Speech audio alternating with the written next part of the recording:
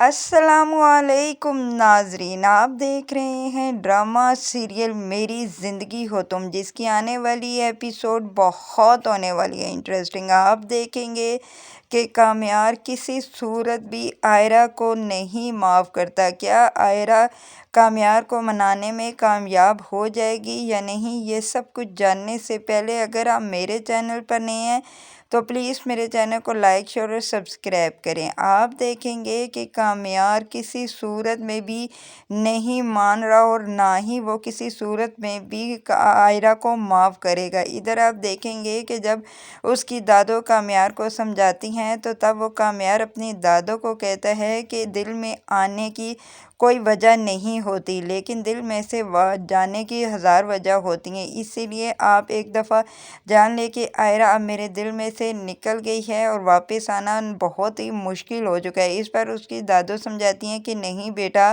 آئرہ بہت اچھی ہے، دیکھو اس نے اپنے ماں باپ کو چھوڑ کر تم سے شادی کی ہے، لیکن تم بھی اگر اس کا ساتھ نہیں دو گے تو وہ کیا کرے گی۔ اس پر وہ کہے گا نہیں دادو، اس نے تو میری زندگی تباہ و برباد کر دی تھی، اس نے کیوں نہیں میری بات مانی۔ وہ جانتی نہیں تھی کہ میں اس سے کتنی محبت کرتا ہوں، لیکن اس نے میری محبت کی بھی پرواہ نہیں کی۔ دوسری طرف آپ یہ بھی دیکھیں گے آئرہ تو بہت ساری کوشش کر چکی ہے کامیار کو منانے کی، اور وہ ہر ممکن یہی کوشش کر رہی ہے کہ وہ کامیار کی عادتوں کو بدل سکے، لیکن اس میں وہ کبھی بھی آئرہ کامیاب نہیں ہو پا رہی، کیونکہ دن بدن کامیار کی عادتیں بدلنے کے بجائے اور ہی بگڑتی جا رہی ہیں۔ اسی وجہ سے اب آئرہ بہت ہی پریشان ہو گیا۔ دوسری طرف آئرہ کو کامیار کی ماں بھی ہر وقت تانے سناتی رہتی ہیں، جس کی وجہ سے وہ دادو کے پاس بیٹھی ہوئی ہوتی ہے اور دادو کو کہتی ہے کہ دادو، میرے اور کامیار کے درمیان 1-2 دن کے کیا تعلقات خراب ہوئے، اس کی وجہ سے آنٹی مجھے روز اب باتیں سناتی ہیں۔ اس پر اس کی دادو کہتی ہے کہ نہیں بیٹا، سب کچھ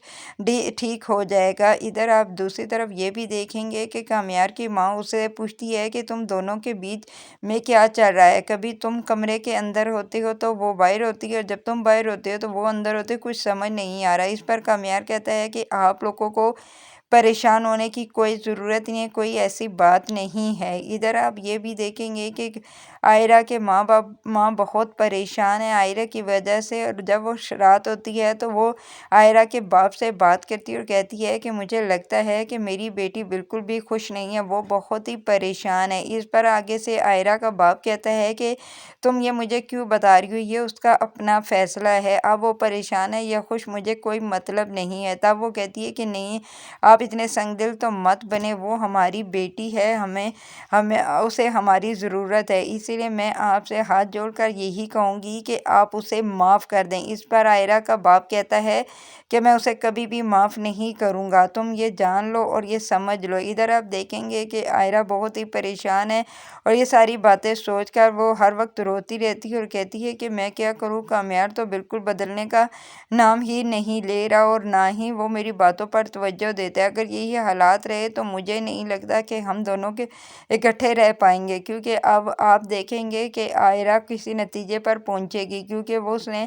بہت کوشش کر چکی ہے کہ وہ اپنے رشتے کو بچا سکے، لیکن لگتا نہیں ہے کہ وہ اپنے رشتے کو بچا سکے گی۔ ادھر آپ دیکھیں گے کہ شاید آئرہ جب کامیار کی زندگی سے جائے گی تو کامیار کو اس چیز کا احساس ہوگا، تبھی وہ آئرہ کو منا کے گھر واپس لائے گا، نہیں تو ان دونوں کے درمیان صلح ہونا ناممکن ہے اور نہ ہی